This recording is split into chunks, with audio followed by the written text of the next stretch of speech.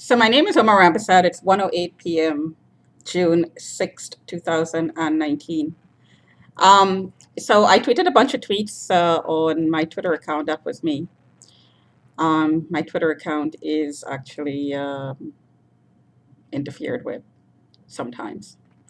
So I do check my tweets, and as of now, the tweets are mine.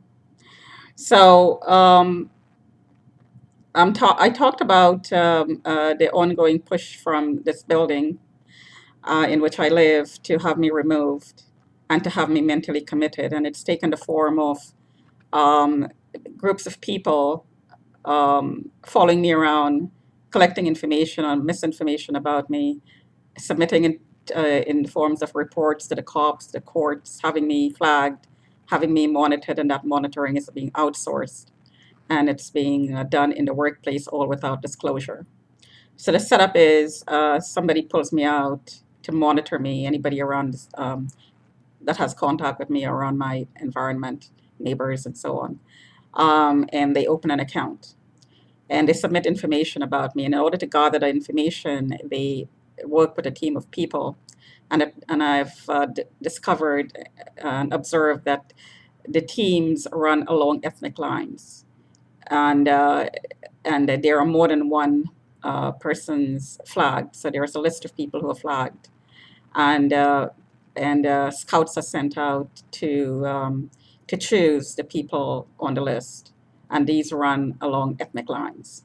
So at any given point, there is a competition being run by the teams who choose the names on the list, and the competition is to see who gets disposed first. So each name on the list rotates through all the ethnic backgrounds. So in my case, I'm suspecting that all the ethnic backgrounds rang true.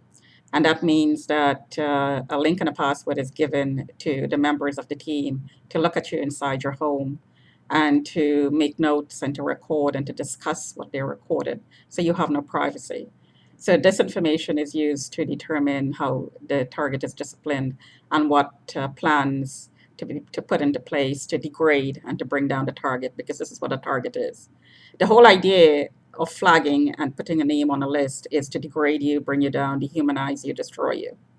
So the teams take turns in doing that, and the people in the team take turns within the team itself. So each ethnic background take turns, and each member within the team take turns. And the whole idea is to bring down the target. So whatever by whatever means, because it's covered, it's all covered. And this whole agenda is put out in the public as a game, but it's really not a game.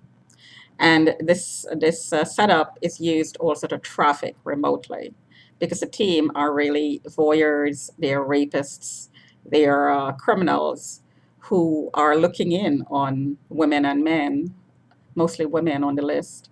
And an extension of that violation is to use technologies, to lasers, microwaves, and so on, to remotely rape, to torture, to discipline, to train as a prostitute, and so on. So the target will get microwaves between their legs, in the anuses and their eyes, all the openings in the body, and certain points of the brain will be hit to get certain reactions. And the technology is being used to change moods, change brainwave frequencies, and this is done while you're sleeping as well. So all of this is ongoing for years and years and years. Of course, the cops who are involved are dirty cops, cops who are trafficking. Not all cops are involved. Um, Obviously, not all the cops are involved, because in the Paul Bernardo's case, there was several, cops on different levels, who were trying to get things going, and was trying to submit reports and trying to get it resolved, get it investigated properly. So, and I myself were helped by several policemen on different occasions. So I know for a fact that not all the cops are involved. So the dirty cops who are involved in this are either getting to gerbil, getting paid off. There's a certain corrupted element in the Toronto police force that are taking part in this. So again, I've heard that another submission is being made, and the information about what is being said inside of my unit is being recorded, and claims of my being suicidal and can't pay my bills, which is not true, and I have a lot of stress. Well, the stress is coming from the harassment and the constant um, comments outside the window about being picked up by the police. And unfortunately, a uniformed policeman is a huge trigger for me, good or bad. It really doesn't make any difference at this point in time. It is a trigger um, of death, basically. I see a policeman and I go to policeman to death because I almost died a couple times in their custody. So it's a huge trigger. So anyway, so go back to the point. Uh, and let me say again, not all policemen are involved. Unfortunately, the uniform itself is a trigger.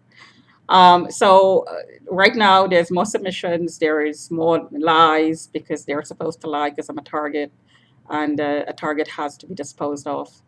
And this is a little blurb to say that the uh, the submissions are based on lies, set up frames, instigated situations, because that's what they're supposed to do. And it's not based on the truth. Therefore, there is no emergency. If a judge is convinced that a writ should be served, then that's a legal process that I can't stop. I have a right to defend myself and defend my mental capabilities. So by all means, if there's a writ, serve it.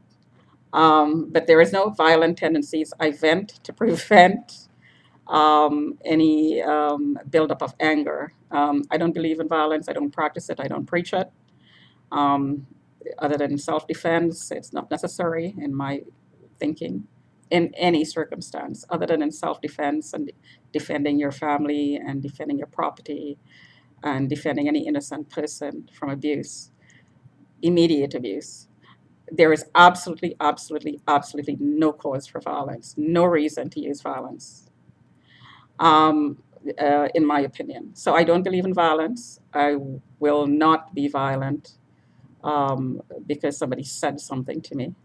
But venting is a way to make sure that there's no buildup of anger, so that if somebody were to say something to you and trigger you, that you would go from 0 to 10, 0 to 100 in a split second without having control over that anger. So control over yourself and control over the progression of the anger is very crucial, especially when you're aware that you are being targeted. So that's been taken care of by venting. And different things that I do, that I meditate, music helps, nature walks, and so on. So um, there is no emergency, there is no mental illness. There is a very proactive, a proactive way of dealing with the fallout of being harassed this way. So there is absolutely no need for a mental evaluation. I take advantage of a lot of self-help videos on the YouTube, TED Talks.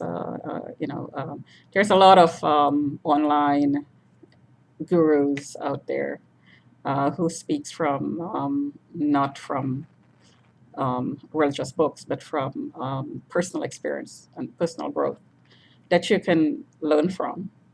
I mean, people who say they don't have parents or didn't have parents and didn't have the benefit of parenting, and there is no excuse anymore. I mean, there is so much information on the net that people can take advantage of and self-correct and self-heal and self-discipline as adults and teenagers as well. There is no excuse to go back to your history and say, well, I was abused, so therefore I'm abusive. This is just, for me, this is not a good enough reason to use violence in any situation, or to lose your control. And I think people as a whole should be taught in schools. Maybe this is something that should be introduced in schools, anger management skills. And maybe it is, I'm not sure. I'm going on 60, so I don't know what's in the school curriculum anymore.